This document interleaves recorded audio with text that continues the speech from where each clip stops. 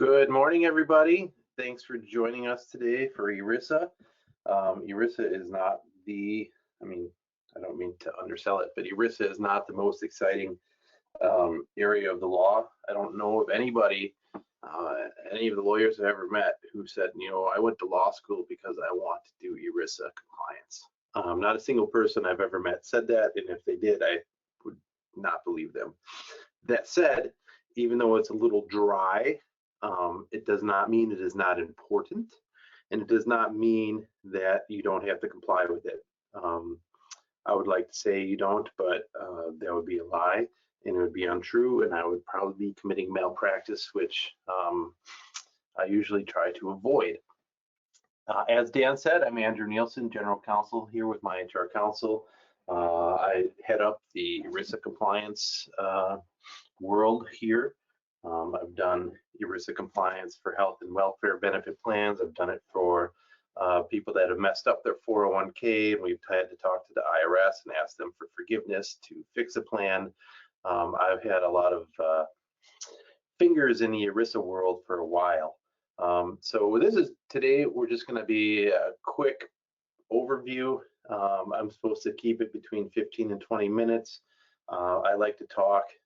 So that might be a little bit of a challenge, but I think we've got her dialed in terms of I've limited the number of slides that I've even got here, so we can't go too far off the rails.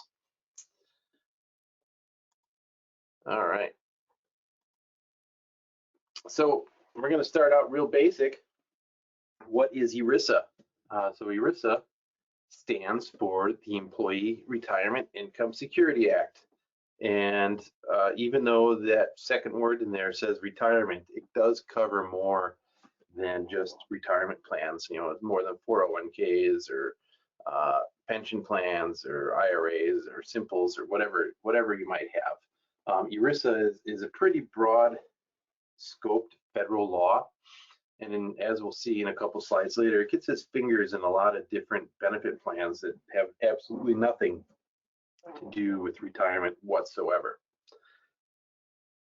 It is governed by the Department of Labor and one of their subsections, the Employee Benefit Security Administration, EBSA.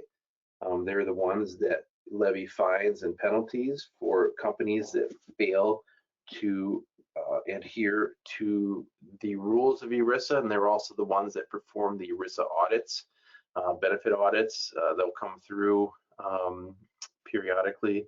Sometimes they do random audits.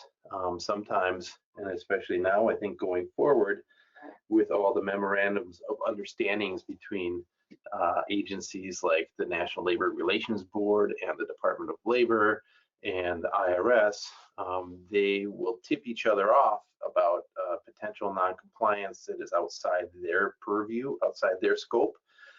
And so if the IRS during an audit or during some other procedure thinks that there might be a DOL issue, they will now actively refer issues over to the Department of Labor to investigate. The main purpose here of the law is to set minimum standards for voluntary retirement and health plans in the private industry. And it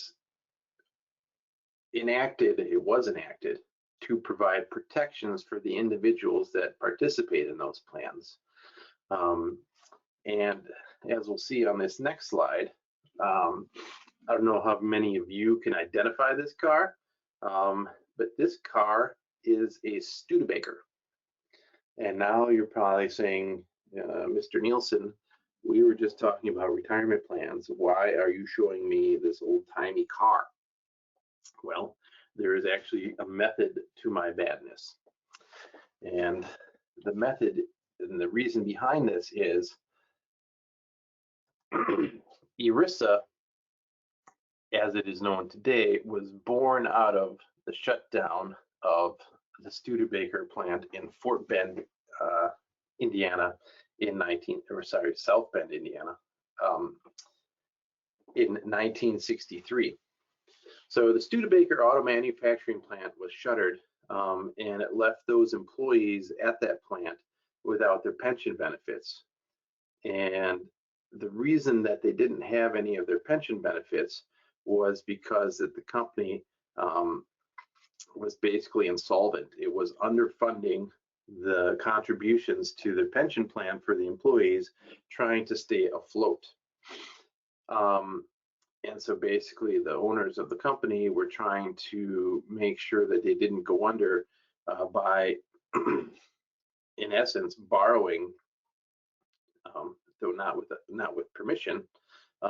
So one could argue they was stealing or taking these contributions that were supposed to go to pay their employees' pensions, to keep the business going forward as a continuing concern.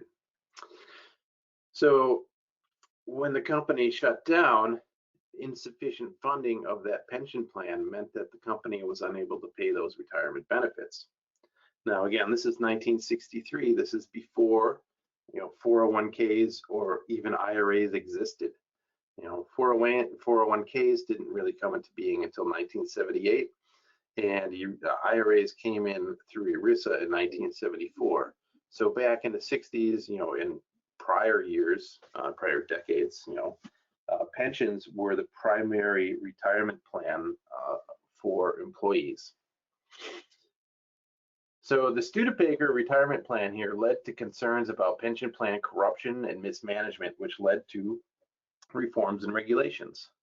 And so what happened is these 4,000 employees had their pensions wiped out, and were kind of left destitute. They had been working all their lives with the promise of a company pension when they retired, and now that they had nothing, they were kind of left, holding out for contributions. So here, it took a long time, as Congress tends to do, but there were investigations in terms of what happened, how could this happen, how did this be?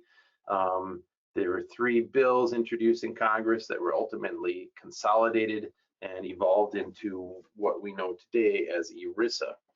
And it finally was signed into law in 1974. Now, this is quite honestly a little bit of an oversimplification. JFK did start a presidential commission in 1961, 2 years before the Studebaker plant thing, but it didn't get much traction until the Studebaker disaster kind of brought it to a head and brought everyone's attention to it again. And also, to be sure, it's an oversimplification that Studebaker employees were the only ones that were ever bilked or defrauded out of their pension due to mismanagement by companies. Is just the flashiest one and one of the biggest ones, and it was the last one that kind of is the straw that broke the camel's back. All right, so I'm going to focus mostly on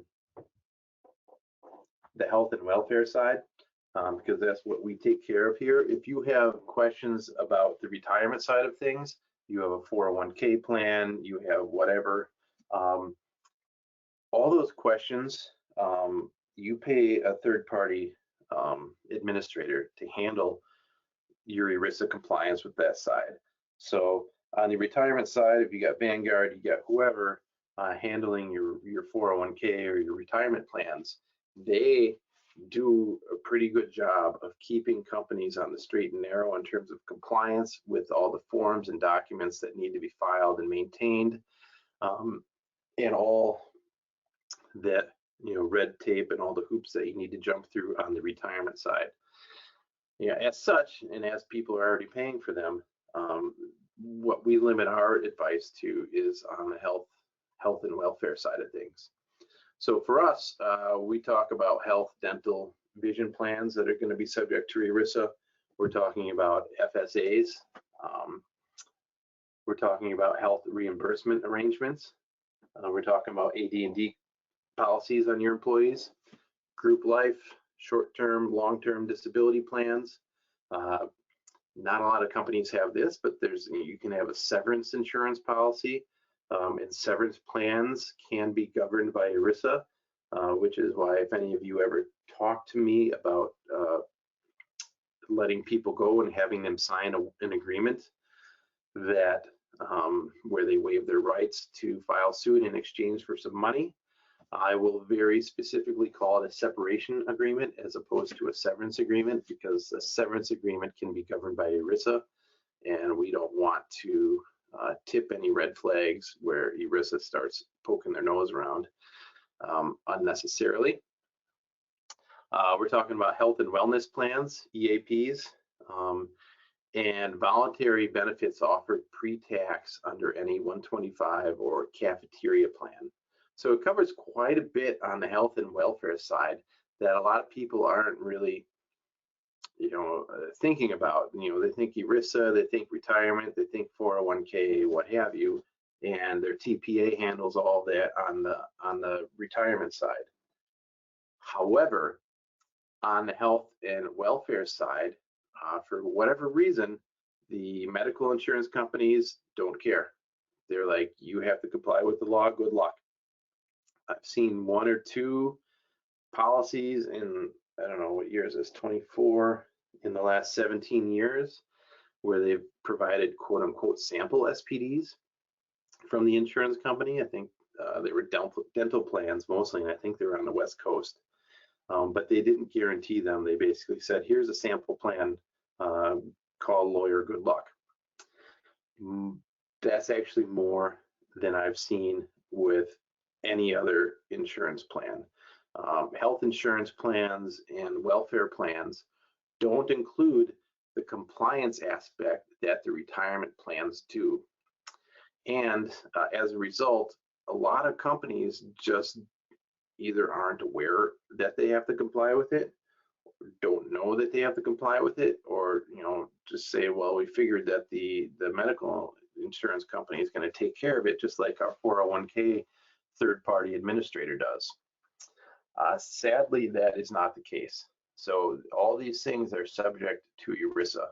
And next week, we're going to talk a little bit more about what you have to do to comply with ERISA and all that, all the fun forms and documents that you need to have in order to ensure compliance. And so we talked a little bit about what plans were covered. And so then the next question is what employers, what companies are going to be covered by ERISA. And the general rule is if you are a private sector employer, not the government, or state government or municipal government, you're going to be subject to ERISA. So if you're a corporation, if you're a partnership, if you're a sole proprietorship, most nonprofits are going to be covered under ERISA. There is no minimum number of employees. There is no maximum number of employees. If you have an employee and you offer a benefit, health, vision, dental, medical, any of those things listed on that prior slide, you get the privilege of complying with all the rules of ERISA. So that today puts me at 15 minutes, and at risk of talking too long, I am rather gonna stop right here for today. Any questions on ERISA stuff? We offer ERISA compliance packages. Let us know. Otherwise, next week we're going to talk about what you need to do to comply with ERISA, if memory serves, and deadlines and all that sort of fun stuff. So join me next week, same bat time, same bat channel, Wednesday at 11, to learn more about ERISA, part 2 of this webinar. Thanks everyone for joining us today.